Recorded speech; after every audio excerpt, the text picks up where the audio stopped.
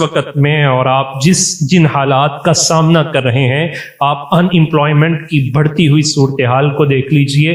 آپ اور میں اگر اپنی گراؤنڈ سچویشن کا جائزہ لیں تو اوپر سے نیچے یہ وہ وقت ہے کہ اس وقت ہر بندہ کرائسس کا شکار ہے. اور یہ کرائسس صرف دنیاوی نہیں ہے. اگر دنیاوی ہوتے تو بے چینی اور بے سکونی نہ ہوتی. عجیب قسم کی انسان ایسے محسوس کرتا ہے کہ بے سکونی ہے، بے چینی ہے، کسی بھی طرف اسے کوئی سکون نظر نہیں آ رہا. تو اس ایسے میں پھر صوفیاء کی بارگاہ میں اگر ہم جائیں، یہ بات پیش نظر رہے، صوفی کا سب سے پہلا کام یہ ہوتا ہے کہ وہ کٹی ہوئی امت کا رشتہ نبی سے جوڑ دیتا ہے. عمل سے کٹی ہوئی امت کا رشتہ نبی کے عمل سے جوڑتا ہے.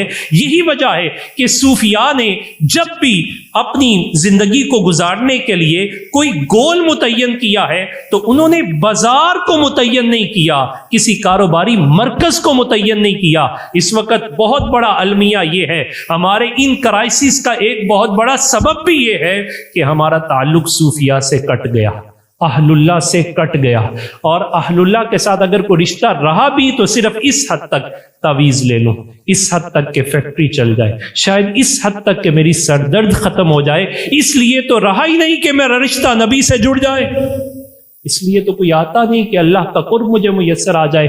اہل اللہ اس طرح کے معدوم ہو گئے، اس وجہ سے کہ ہمیں مارکیٹ میں ڈیمانڈ ایسے بندے کی ہے ہی نہیں ہے کہ جو بندہ رب کے قریب کر دے، جو عمل کی طاقت کو مضبوط کر دے، جو ظاہر اور باطن کو تزکیہ کے ذریعے یوں صاف کر دے کہ اس کے لیے سونا بھی مٹی ہو اور مٹی بھی مٹی ہو جائے، یعنی اس کی کیفیات یوں بیلنس ہو جائیں. ایسے افراد ہماری ڈیمانڈ نہیں رہے. جب ہم ڈیمانڈ ہی ایسے افراد کی کرتے ہیں کہ جن سے تعویذ لینا ہے تو پھر معاشرے میں تعویذ بانٹنے والے ڈھیروں نظر آتے ہیں. اصلی نقلی ساری بھرمار لگی ہوئی ہے. اور پھر وہ کاروبار کے مراکز میں بیٹھتے ہیں. آپ اہل اللہ کی زندگی کو پڑھیں، حیران رہ جائیں گے. وہ شخص جھوٹا ہے کہ جو اہل حق پر بھی یہ زبان تان دراز کرتا ہے کہ یہ شاید انہوں نے کاروبار کا ذریعہ بنایا ہوتا ہے. ارے نادان، اگر کاروبار کرنا ہوتا تو ایک گاؤں سے آنے والا بھی سمجھتا ہے کہ کاروبار تو منڈی میں کیا جاتا ہے، کاروبار تو مارکیٹ میں بیٹھ کے کیا جاتا ہے، کاروبار تو بزنس کے ہب میں بیٹھ کے کیا جاتا ہے. یہ کیسے کاروبار والے ہیں کہ اگر وہ بزنس کے ہب میں بھی بیٹھے ہوں تو اسے چھوڑ کے جنگل میں ڈیرا لگا لیتے ہیں. جنگل میں کون سے کاروبار ہوتے ہیں؟ جنگل میں ایک ہی کاروبار ہوتا ہے اور وہ اللہ کی رضا کا کاروبار ہوتا ہے.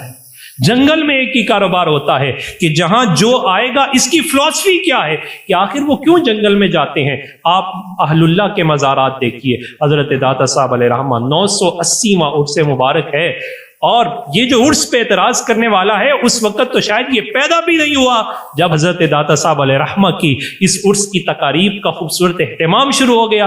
حضرت داتا صاحب علیہ رحمہ آپ کی کیفیات دیکھیے. آتے ہیں تو سب سے پہلے اللہ کا گھر بناتے ہیں. وہ غزن سے چلے ہیں اور بھیجنے والوں نے جب بھیجا تو خالی ہاتھ ہے، بے سر و سامان ہے، اور اس جگہ پہ آ کے پڑاؤ ڈالتے ہیں جہاں کبھی کبھی اللہ کی مخلوق گزرتی ہے اور مسافر گزرتے ہیں. پاس کچھ بھی نہیں تو ایک مٹکا پانی کا بھر کے اپنے پاس رکھ لیتے ہیں کہ مخلوق خدا کی کسی طرح میں خدمت کر لوں اور ان کی ڈائریکشن کو درست کروں. اس ڈائریکشن کو درست کرنے کے لیے اللہ تعالیٰ کا گھر تعمیر کرتے ہیں. یہی وجہ ہے کہ جتنے صوفیاء ہیں جہاں ان کے مزارات موجود ہیں وہاں اس کے ساتھ ساتھ اللہ تعالیٰ کا گھر انہوں نے تعمیر کیا. اور پھر صرف گھر تعمیر نہیں کیا بلکہ انہوں نے بندوں کی تعمیر کا کام بھی شروع کیا، ان کے قلب کی تعمیر کا کام بھی شروع کیا. اور پھر وہ رہتی دنیا تک رب تعالیٰ نے ان کے ان جگہوں کو اپنی بارگاہ میں یوں قبول کیا کہ ہدایت کا جو سلسلہ شروع کیا تھا وہ تا قیام قیامت اسے جاری و ساری فرما دے. اس پہلو پر ہمیں بہت اشد اس وقت توجہ کرنے کی ضرورت ہے کہ ہم لوگوں کی سازش کا شکار ہو گئے. انہوں نے کہا یہ اہل اللہ تو کوئی چیز نہیں ہے. حقیقت میں اہل اللہ ہی وہ چیز ہے، وہ احباب ہیں، وہ لوگ ہیں کہ جو کٹی ہوئی امت کا رشتہ عملی طور پر نبی سے جوڑ دیتے ہیں.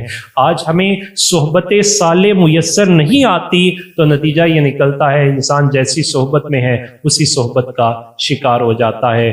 آج جھوٹ کی صحبت میں ہم ہیں تو سب ہمیں جھوٹے نظر آتے ہیں، آج ہم ملاوٹ کی صحبت میں ہیں، سب ملاوٹ ہی نظر آتی ہے، اور اگر ہم سچوں کی صحبت میں چلے جائیں تو یقین کیجئے سب سچے ہی نظر آنا شروع ہو جائیں گے۔ قرآن نے یہی تو بات کی، یا ایھا الذین آمنوا اتقوا اللہ وکونوا مع الصادقین، اے ایمان والو تقوی اختیار کرو، لیکن اکیلے اکیلے تم یہ سمجھو کہ تم متقی بن گئے، اب تمہیں کسی مینٹور کی ضرورت نہیں ہے، نو نو نو، اتقوا اللہ، تقوی بھی اختیار کرو، وکونوا مع الصادقین، اور سچوں کی سنگت کو بھی اختیار کر لو۔ لہٰذا نیک لوگوں کی سنگت، اہل اللہ کے ساتھ تعلق اس وقت میری آپ کی اسپرچلی ضرورت ہے، بلکہ اسپرچلی کیا، میٹیریلی بھی ہماری ضرورت ہے کہ ہماری دنیاوی معاملات بھی درست ہو جائیں گے اور اخروی معاملات بھی درست ہو جائیں گے۔ یہ بات بھی پیش نظر رہے کہ اہل اللہ کا گول، اگرچہ وہ دنیا ہی میں موجود رہتے ہیں لیکن ان کا گول دنیا نہیں ہوتی، ان کا گول پھر بھی آخرت ہوتی ہے، اور ان کی صحبت میں جو بندہ رہتا ہے اس کا گول بھی پھر دنیا نہیں رہتا بلکہ آخرت اس کا گول بن جاتا ہے۔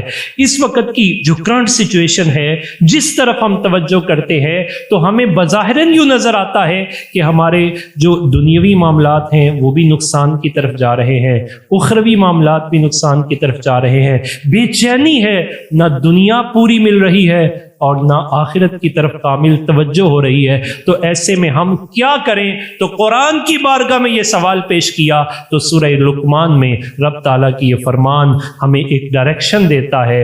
رب تعالیٰ فرماتا ہے وَاتَّبِعْ سَبِيلَ مَنْ أَنَابَ إِلَيَّ، تو ان لوگوں کی پیروی کر کہ جنہوں نے مجھ تک پہنچنے کا راستہ اختیار کیا ہے۔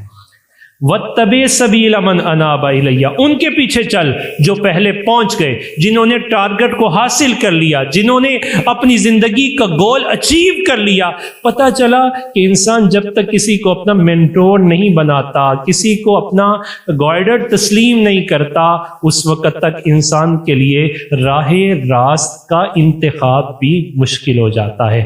اور پھر قرآن مجید فرقان حمید میں یہ بڑا خوبصورت اگلا حصہ آیا، ثم الی مرجعکم، پھر تمہیں میری ہی بارگاہ میں لوٹنا ہے۔ صوفیہ سے پوچھا گیا کہ اس کا کیا مطلب؟ تو انہوں نے کہا مطلب یہ ہے کہ انسان کو اللہ کی بارگاہ میں جانا ہی جانا ہے، یہ اس کی مرضی ہے، وہ مر کے جائے یا زندہ ہو کے آ جائے۔